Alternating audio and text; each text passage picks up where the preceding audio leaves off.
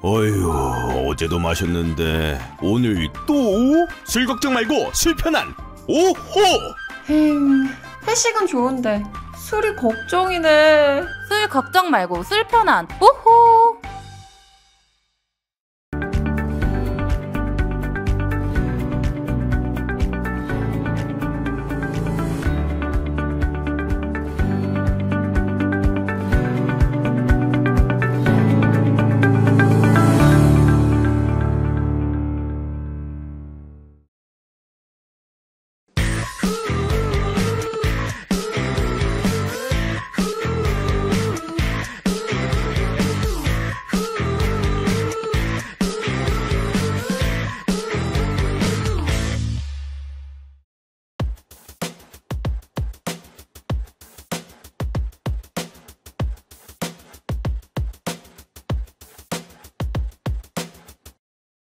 스픽스 구독자 여러분 안녕하세요. 마키아벨리입니다.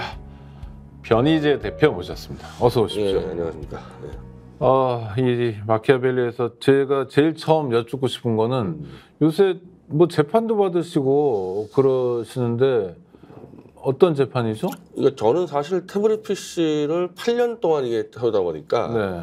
그 연관된 재판이 한 10몇 개가 넘어가요. 그러니까 뭐 형사 재판, 민사 재판, 네. 예를 들면 뭐 태블릿 반환 재판도 있을 거고, 네. 또 부분적으로 계약서 위조 재판도 있을 거고 그래가지고 재판이 스타트는 JTBC가 저를 고소해서 네. 제가 그걸로 이제 구속되고 보석으로 지금 풀려난 상태인데 네.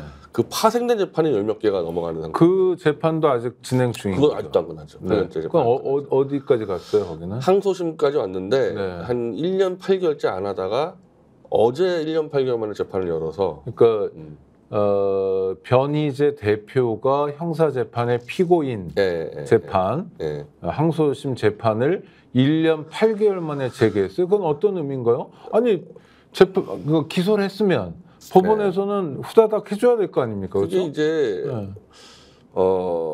우리가 이제 이 포렌식 전문가의 자문을 받아서 사실 우리는 그런 걸 몰랐었죠. 처음에 이런 개념이 없었는데 검찰이 이렇게 태블릿 PC를 압수하면은 이거를 복사본을 뜹니다. 네네. 복사본을 떠서 조사하는 건데 그 복사본이 증거가 되는 거예요, 사실은. 네.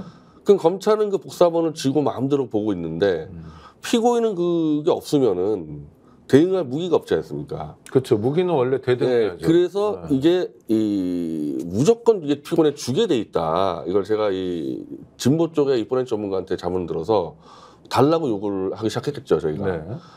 근데 이제 이거를 주면은 우리는 이게 조작됐다고 주장하기 때문에 조작 증거가 우리한테 넘어오는 거 아닙니까? 그러니까 원래 그 당시에 이게 한 4년 전에 시작됐는데 해당 판사는 상식적으로 주는 게 맞으니까 주라 그런 거야, 판사는. 네. 그 원심에서요? 그것도 2심이에요. 항소심에서? 우리 항소심 때 하거든요. 네. 근데 검찰은 알잖아, 조작된 걸. 그러니까 판사가 주라고 요구를 해도 검사가 버티고 안 주고 있는 사태가 벌어진 거죠. 근데 이게 큰일 나니까 이렇게 되면은 그러면 피고 변희재에 대해서 무죄를 선고하고 종결해 원래는 그렇게 해야 되는데 종결해 버리면 그 판사가 잘렸습니다. 바뀌어요. 그러니까 TFC를 주라는 판사가 잘려버렸어요. 네네. 그 새로운 판사가 들어오더니 주라고 통지한 것을 취소시키고 다시 주지 말라고 바꿔버려가지고 이유는 뭐? 이유도 없어요. 이유 설명 안 합니다. 그냥 그런 재판이 어디 있습니까? 저는 그런 재판을 하도 많이 경험해가지고 익숙한데 이유 없어요. 어제도 마찬가지인데 이유 같은 거 설명 안 합니다. 그럼 우리는 당연히 기피 신청 들어갈 거 아니에요. 근데 기피 신청 같은 거는 원래 잘 안 받아주잖아요. 근데 우리가 주장하는 게 너무 타당하니까 기피 신청을 내면 막 1년씩 이제 끄는 거예요. 기피 신청 받아주진 않지만은 최소한 1년이 끄는 거죠, 이게. 이게 지금 계속 반복이 돼요. 4년 동안 반복이 돼가지고 이제 한 4년 만에 이제 한 1년 8개월 동안 안 열리다가 기피 신청을 해가지고 이게 처음 열린 거죠, 이게. 아니 그 신속한 재판을 받을 권리도 국민의 기본권 중에 하나거든요. 그렇게들 주장을 합니다, 이제 검찰이나 법원은. 그런데 계속 이렇게 끈다는 건 일종의 직무유기인데요? 아니 근데 그거를 저희한테 뒤집어 씌워요. 니네가 기피 신청하니까 그렇지 않냐 그러는데 그럼 기피 신청이 타당하지 않으면 그냥 바로 원래 기피 신청 하루 만에 기각시켜요. 1년째 들고 있다고 저희가 규정 내면은. 그래서 하여튼 이런 문제로 계속 그 파일을 달라 마라 문제 가지고 정말 말하고 싶지 않은데 이런 거 아니에요? 그러니까 형사 재판인데 근데 고등법원에서 하는 재판인데도 지금 현실 권력 지금의 대통령 그걸 의식해서 하여튼 중요한 재판 결과를 내가 내고 싶진 않다라는 법원의 뭐랄까 욕망? 욕구 이런 게 반영된 것 같아요. 아니 그거보다 좀 더 나가는 게 더 나가요? 아까 말한 대로 우리한테 조금이라도 유리하다기보다는 상식적으로 해주는 판사가 있으면 바로 잘려버려요. 그러니까 판사가 교체되는 겁니다. 심지어 그 공판검사도 교체를 했어요. 공판검사도 태블릿 파일을 주겠다는 검사가 둘이 있었는데 둘 다 잘렸습니다. 그러니까 이러니 재판이 진행이 될 수가 없죠. 자꾸 잘리니까. 그러니까 왜 그런다고 보세요? 저는 위에서 완전 이 재판, 제 재판을 위 상층부에서 다 컨트롤하고 있다는 거 봅니다. 이거는. 그러니까 법원 행정처 이런 데서 그 윗선일 수도 있겠죠. 대법원에서. 그러니까 어떻게 우리한테 조금이라도 유리한 상황이 오면 바로 판사가 잘리고 검사가 잘리냐고요. 그러니까 그런 까닭은 뭐예요? 그럼 그 그러니까 사람 이거는 뭐 태블릿 조작에 드러나면 정권 무너지니까 이 정권 차원에서 그냥 목숨 걸고 그냥 찍어 누르고 있다는 거예요. 제가 볼 때는 이 경험을 그거를 재판을 통해서 지금 체감을 하고 이제 어제도 체감을 했죠. 어제도 이제. 그러니까 어제 상황 같은 경우는 1년 8개월 만에 열었는데 상황 변화가 장시호 녹취가 터지면서 공수처가 지금 6월 5일부터 수사 개시를 시작을 했어요. 네. 장시호 녹취 중에서 위증교사 혐의 중에서 가장 구체화된 게 태블릿 조작이기 때문에 태블릿 조작이 지금 이 공수처 발로 터지기 일보 직전까지 왔거든요. 그러니까 이걸 지금 틀어 막아야 되지 않습니까? 이거는 지금. 근데 제 재판이 열리니까 어제 같은 경우는 이건 뭐 진짜 지금까지 저도 수많은 험한 꼴을 당했지만 재판에서 그거 상상을 초월하는 일이 벌어졌는데 이를테면요? 한 달 전에 L자 패턴을 조작해서 쳐넣었던 것을 저희가 발견했습니다. L자 패턴이 뭐죠? 이 태블릿 비밀 우리가 패턴 하지 않습니까? 네네.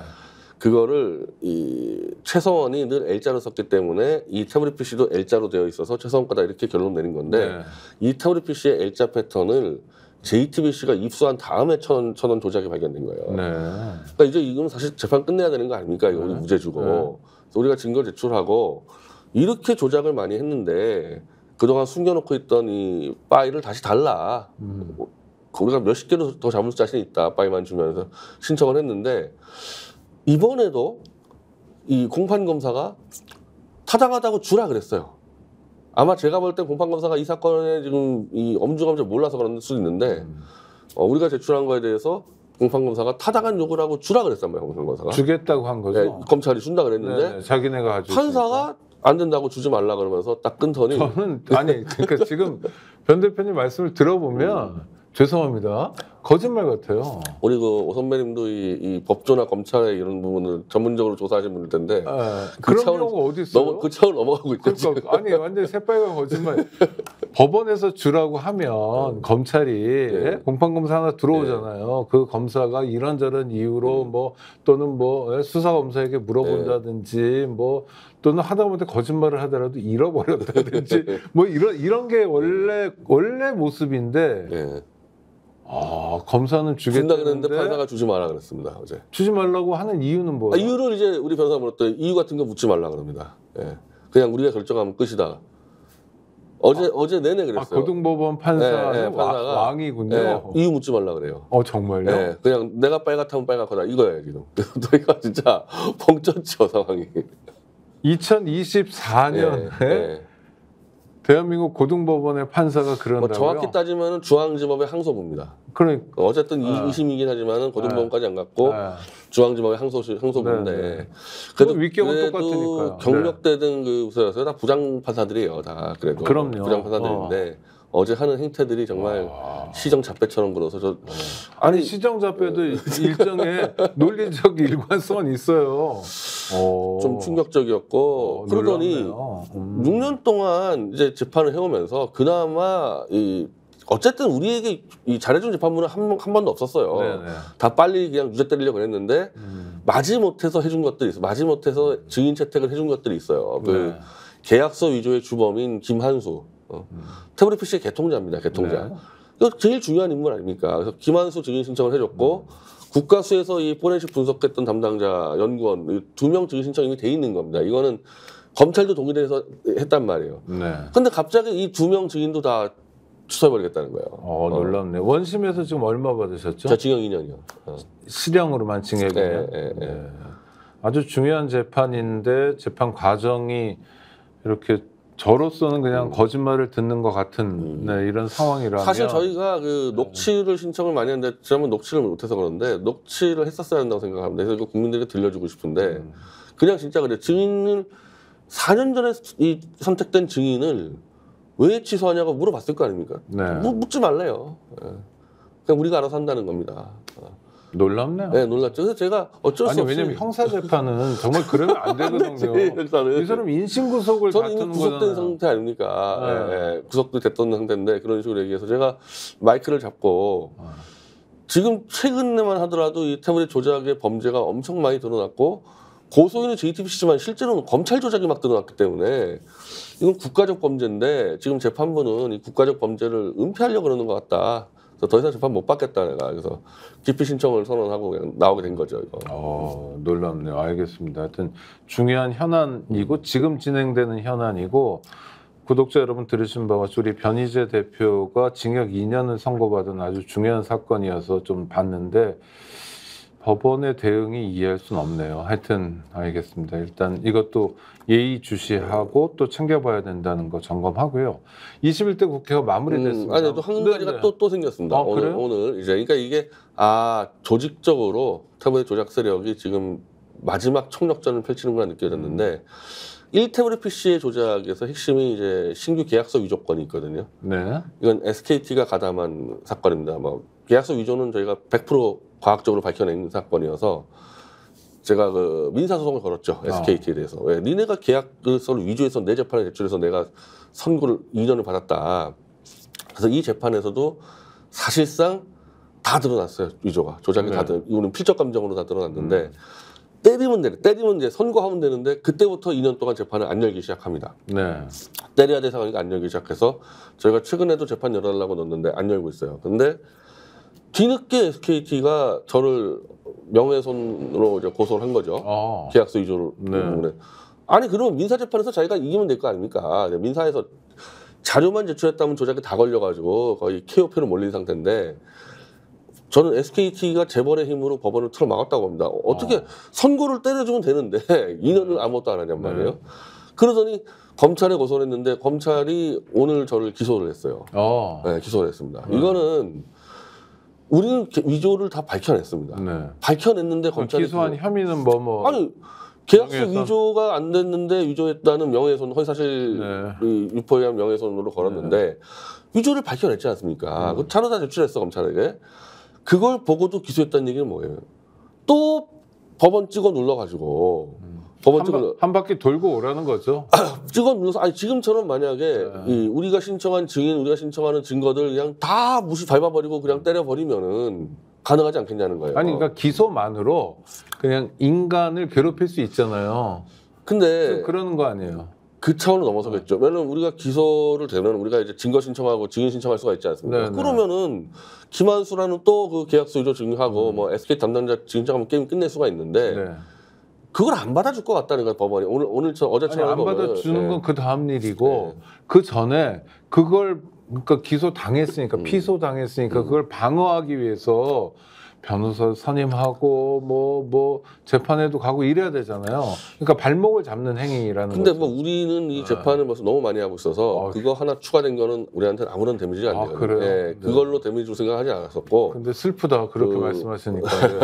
법원을 찍어 눌러서 증거 증인 신청 다 무시하고 그냥 때려버리려는 것 같아요. 그러니까 우리가 완벽하게 조작을 잡은 사건을 기소한다는 개념은 법원을 장악하지 않고 기소 못하는 거거든요. 저거는. 알겠습니다. 제가 구속됐을 때도 그랬는데 아니 이걸 어떻게 구속되지? 근데 법원이 그냥 검찰의 지시를 따라갔었단 말입니다. 이게 법원의 장악에 대한 자신감 가지고 승부를 걸었는데 모르겠습니다. 뭐 우리가 그러면 그대로 당할 사람들도 아니고 그래서 지금 어쨌든 이 장시호 녹취록 발로 이래가지고 이 태블릿 PC가 터져 나오니까 조기에 일단 권력으로 찍어 누르려고 이제 총력전을 펼친다. 그쪽이. 그런 의미에서 지난주에도 말씀해 주셨던 정호성 씨의 대통령 비서실 비서관 임명도 그런 맥락에 있는 거다.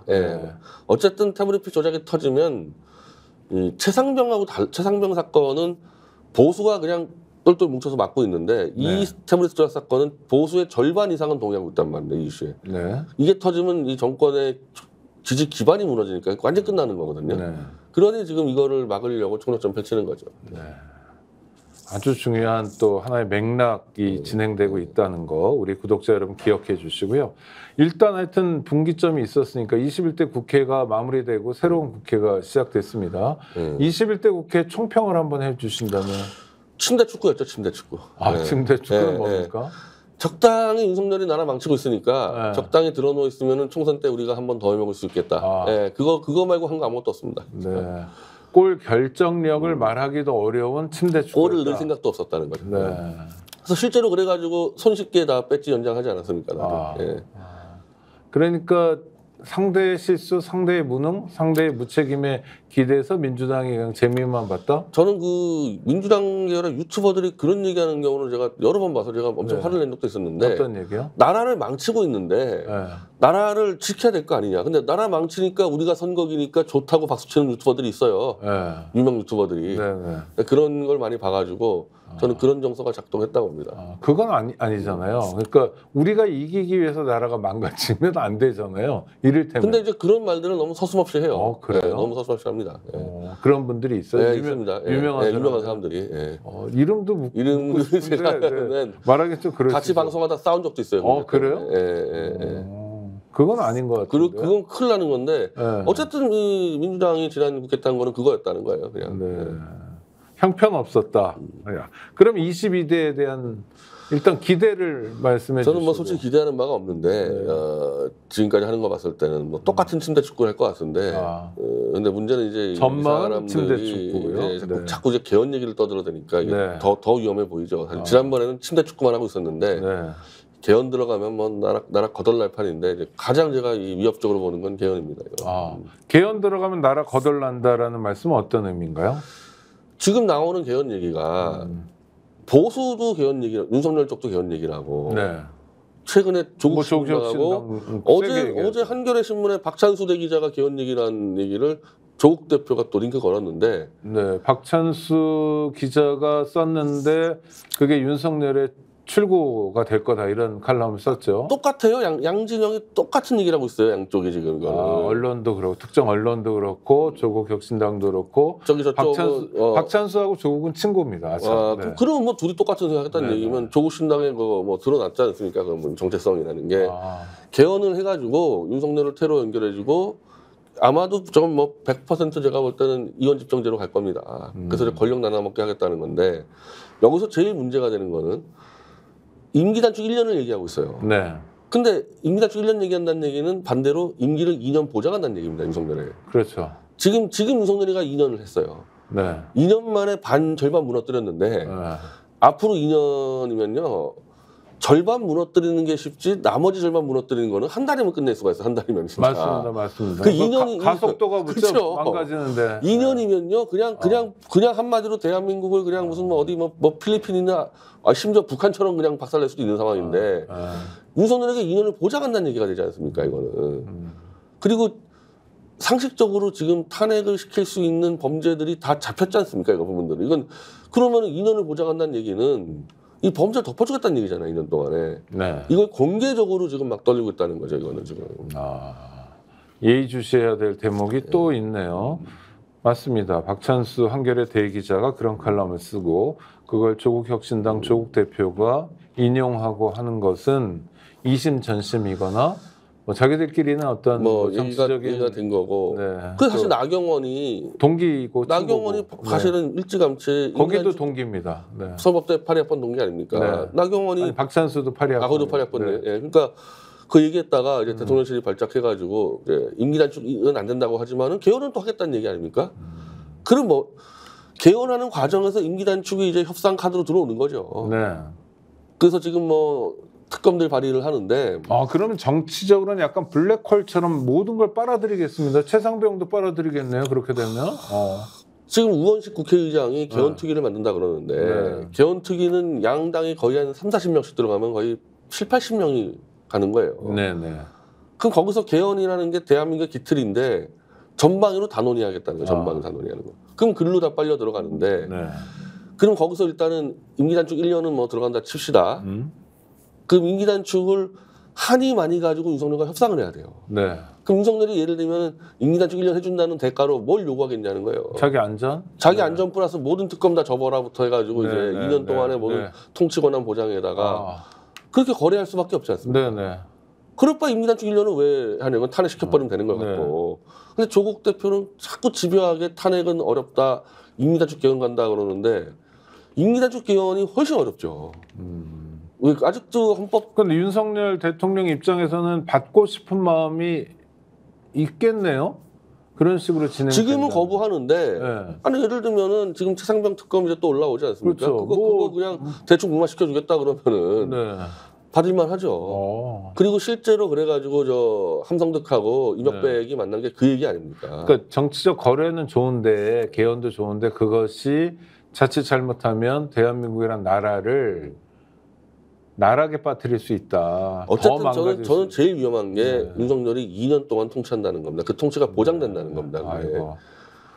그 안보 문제 중에 하나. 저는 만약에 임기단축 개헌이라 그러면요, 윤석열을 지금 당장 내리는 걸로 한다면 제가 동의할 수 있을 것 같아요. 그러면 그 내리는 전제로 개헌 얘기할 수 있지 않겠습니까? 근데 윤석열이가 2년을 더 통치하는 전제로 개헌한다 그러면. 그러니까 대표님 말씀은 개헌 자체에 반대하는 건 아니고 이런 식의 개헌에 반대하는 거고, 개헌을 통해서 뭐 국가의 새 틀을 짜는 건 얼마든지 논의 가능하다 이런 입장이신 거잖아요. 네. 근데 윤석열 임기를 보장해주는 개헌은 안 되는 거고, 사실은 가장 좋은 방법은 국민적 힘으로 윤석열을 하야시키고 그 폭발적 에너지로 개헌 논의를 하는 게 제일 좋을 거예요. 그럼 필요한 것들 잡힐 거란 말입니다. 그게. 그렇죠. 순서가 지금 틀려 먹었죠 지금. 네. 약간 우려할 만한 대목이 있다. 지켜봐야 될 것 같고요.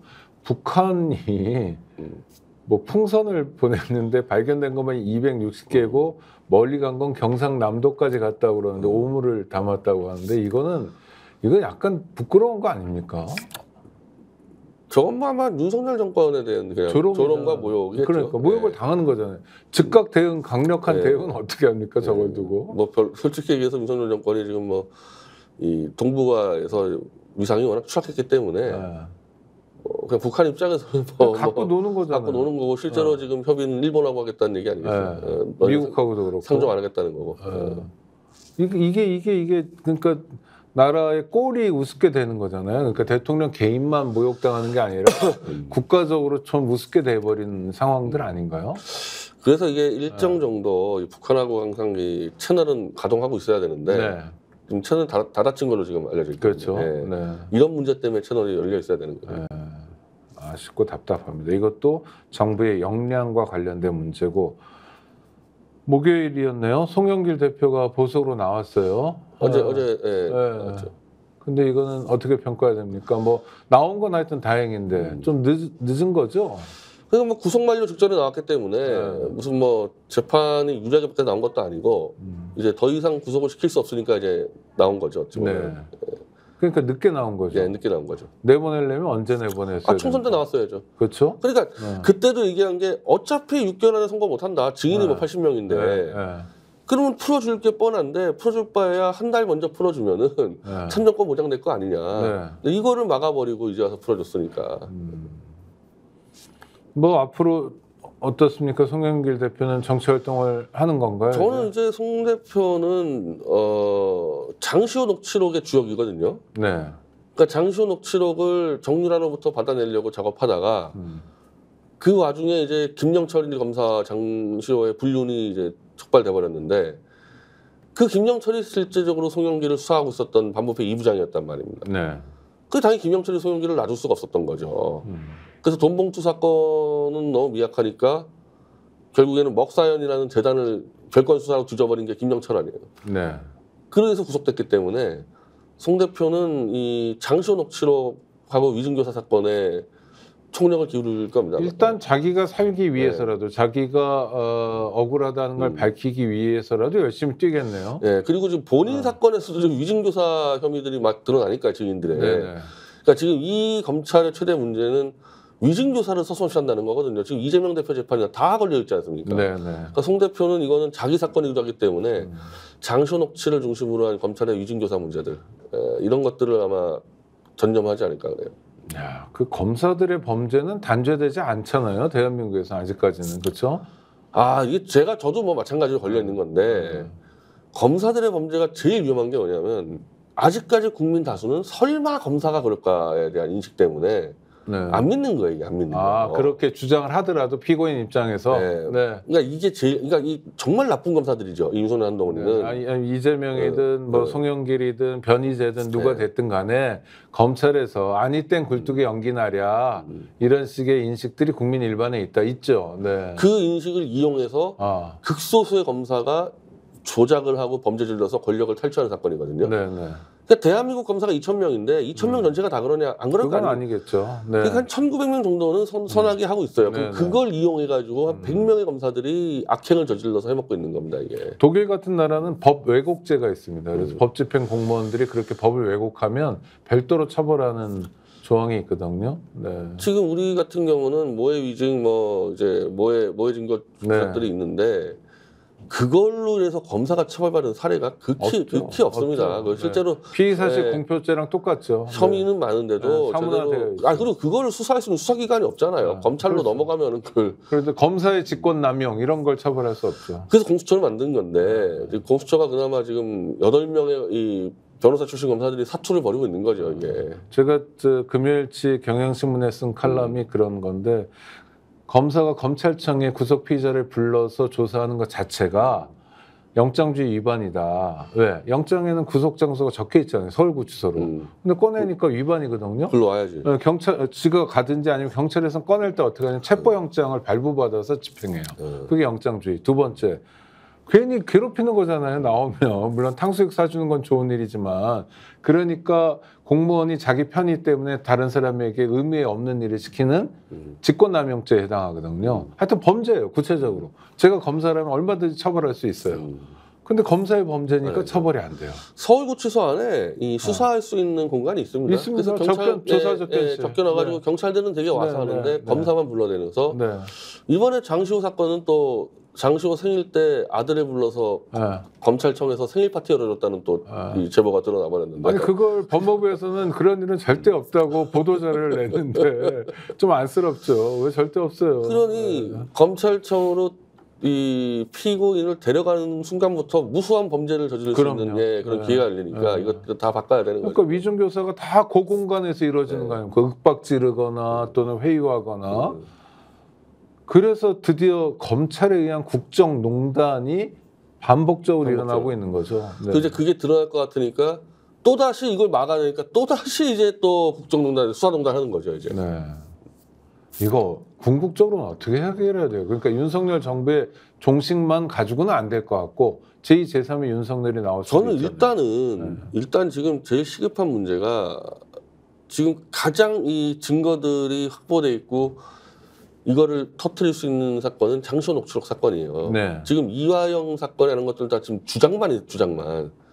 근데 이 장시호 녹취는 실제 장시호가 위증을 했다가 걸려든 부분이 많았기 때문에 법적으로 이미 인정된 것들이 그럼 위증교사까지 다 증거가 나왔기 때문에 이 사건을 해결하는 데 총력점을 펼쳐야 되는데 저는 범민주 진영이 이 장시호 녹취 사건을 이재명 대표가 질렀을 때 끼다가 다 빠져나갔는데 왜냐하면 이걸 캐다 보니까 또 태블릿 조작과 연관돼 있고 이러면 박근혜 수사의 정당성 무너진다 그래가지고 지금 이걸 또 덮는 분위기예요.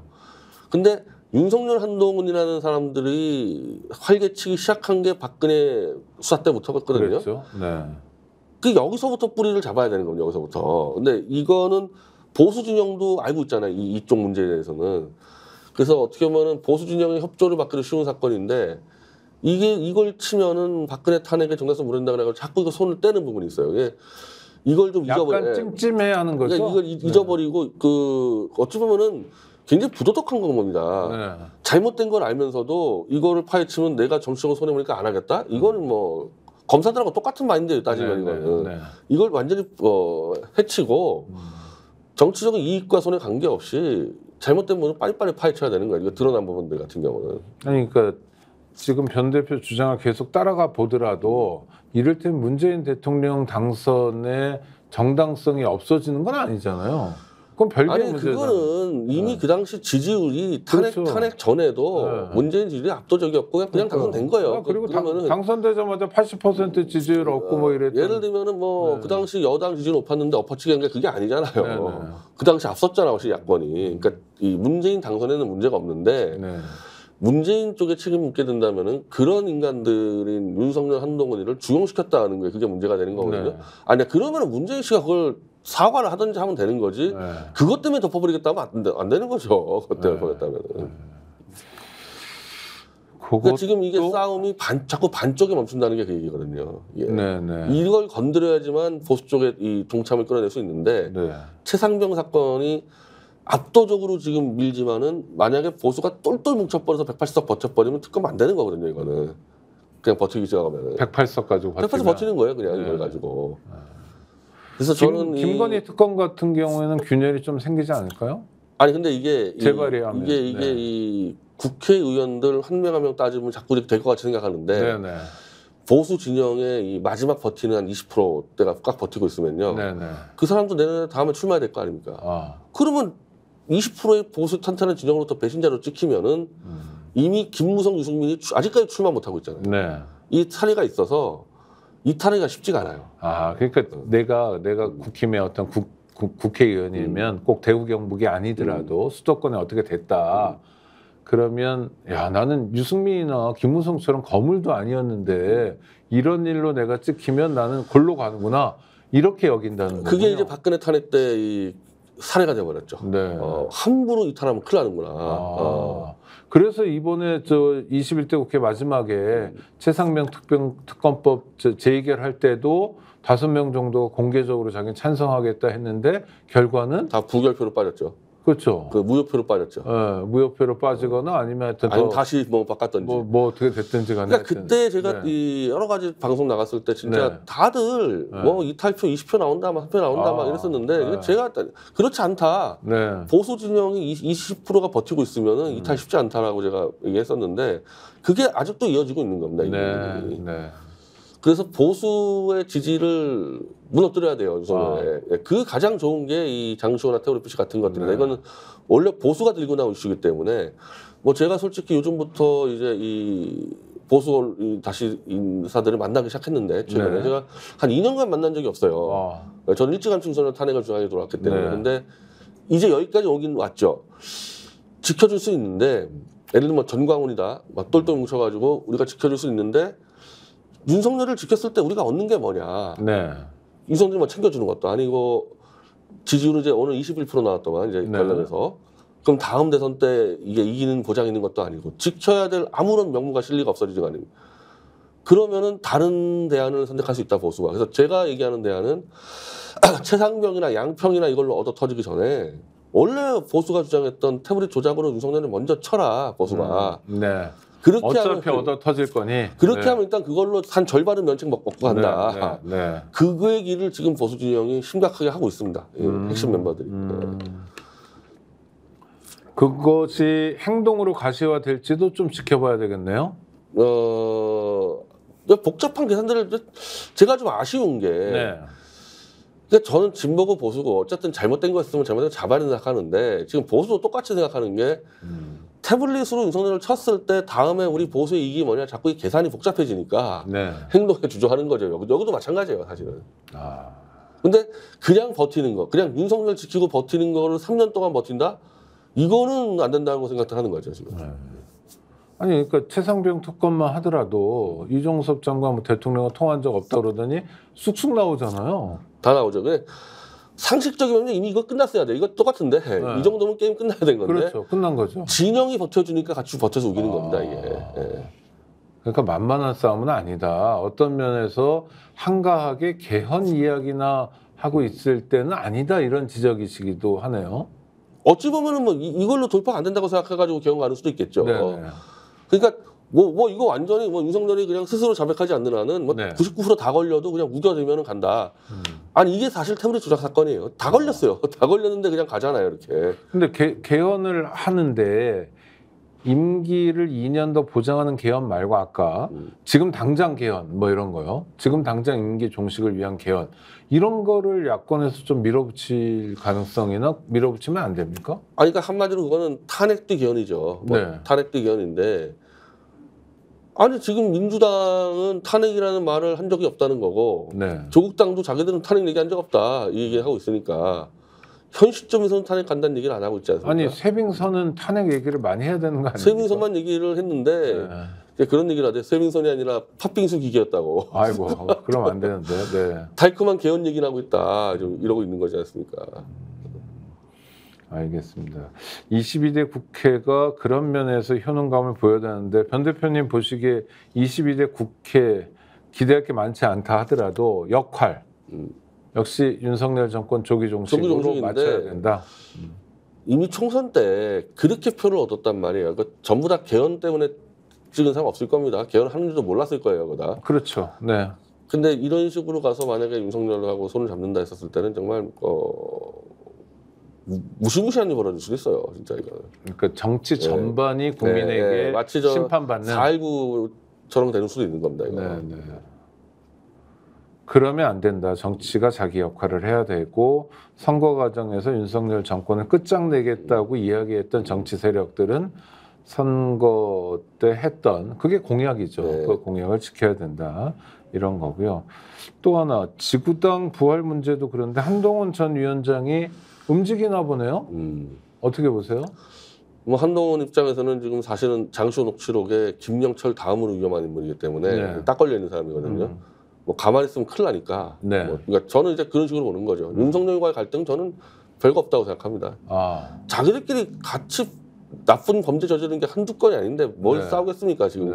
태풍이 밀려오는데 자기 살려고 지금 이제 온갖 머리 쓰고 있는 거죠. 그 중에 하나는 뭐 전당대회 출마도 카드일 거고. 일단 당권이라도 쥐고 있어야지. 잘못하면 한동훈은 지금 민간인 아닙니까? 그렇죠. 제일 먼저 끌려갈 수가 있죠. 잘못하면. 네. 제일 먼저 끌려간다면 누가 끌고 갈까요? 후배 검사들이 끌고 갈까요? 아니면은 아니 6월부터 이제 장시호 녹취 수사가 들어가는데 공수처에서 그러면 거기서 실명 나온 사람이 김영철하고 한동훈입니다. 한동훈하고 김영철이 제일 먼저 끌려가게 돼 있죠. 실제로 그래서 사법 처리가 될 가능성도 꽤 있다고 보셔요? 저는 솔직히 이 제대로만 수사가 하면? 제대로 되면은 뭐 아니 장시호가 태블릿 PC에 대해서 위증한 게 법원에서 판결이 다 나버렸는데 누군가 위증시켰을 거 아니에요. 그럼 장시호로 소환했을 때 누가 시켰냐 얘기하면은 뭐 제가 볼 때는 한동훈이에요. 김영철보다는. 그 말 나오면 끝나는 거죠. 뭐 그래가지고 또 장시호가 뭐 거짓말 또 어쩌고 버틸지 모르겠지만은 그 정도면은 이 사건은 진영론이 넘어가기 때문에 보수도 끄덕이기 때문에 이 사건은 최상병처럼 마구잡이를 버티지 못할 거예요. 아주 중요한 뭐 일종의 스모킹의 역할을 지금 한다고 대표님 보시고 또 그래서 꾸준하게. 그러니까 어찌 보면은 박근혜 탄핵의 스모킹건을 태블릿 PC라 얘기하지 않았습니까? 그거를 무너졌잖아요. 그거를 조작한 세력이 한동훈 윤석열이다 그러면은 이 사람들도 그걸로 무너지게 되는 거죠.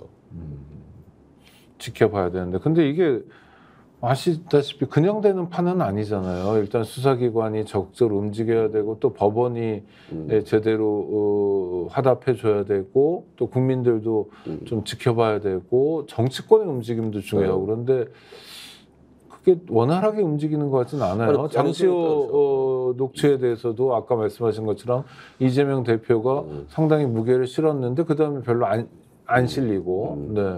아니 그러니까 8년 걸린 거죠. 이게 만약에 정상적인 시스템이었으면 뭐 1, 2년 안에 벌써 끝났을 일이 8년까지 온 겁니다. 이게 사실은. 지금이라도 사람들이 관심을 갖는 게 중요하다. 특히 윤석열 정권 조기 종식과 관련해서는 22대 국회의원 중에 기대한 사람도 별로 없다고 그러셨죠? 없습니다. 소나무당은 그러면 앞으로 의정 활동은 없지만 정당 활동은 계속 하실 겁니까? 정당 활동이라는 게 아까 얘기하는 게 장시호 녹취 해결을 위한 특위를 구성해야죠. 민간 차원에서. 그리고 가능하면 민주당 소속 국회의원도 참여시키면 좋겠고 몇 명이라도. 퇴진 집회 같이 했던 사람들 중에서 김준혁 교수라든지 뭐 들어간 사람이 있으니까. 그렇게 해서 활동을 하고 만약에 개헌 야합을 한다 그러면은 소나무당이 앞장서 가지고 그 개헌 저지 투쟁해야 되겠죠. 하여튼 모든 포커스는 윤석열 정권 조기 종식에 맞춰야 된다라는 말씀 오늘 확인해 보고요. 우리 변 대표님이 22대 국회를 앞두고 22대 국회에 대한 기대도 없고 전망은 어둡고 기대하는 국회의원도 없다고 그랬지만 그래도 국민들 마음은 그렇지는 않습니다. 그래도 조금이라도 좀 역할을 해주셨으면 좋겠는데 그 역할의 가이드라인은 윤석열 정권 조기 종식에 맞춰지면 국정조사를 하든 특검을 하든 또는 개헌을 하든 그거는 우리 변 대표도 다 같이 손잡고 갈 수 있고 박수도 보낼 수 있고 기대도 할 수 있다. 이렇게 정리하면 될까요? 네, 알겠습니다. 오늘도 감사하고요. 건강 잘 챙기시고요. 재판을 그렇게 많이 받으셔서 어떠나 하는 걱정도 되는데 늘 하던 일이어서 그렇게 좋게 해석하면 또 정신 건강에 도움이 됩니다. 하여튼 오늘 고생하셨습니다. 구독자 여러분 감사합니다.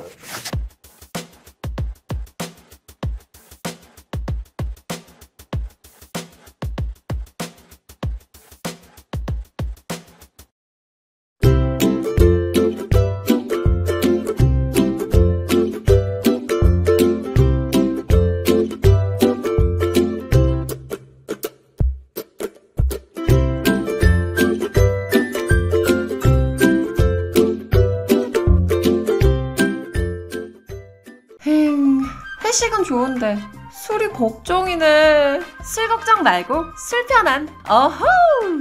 제가 술이 약해서. 술 걱정 말고 술 편한. 오호. 지금 당장 스픽스 구독 눌러주세요. 지금 보고 계시는 영상 좋아요, 댓글도 마구마구 남겨주세요.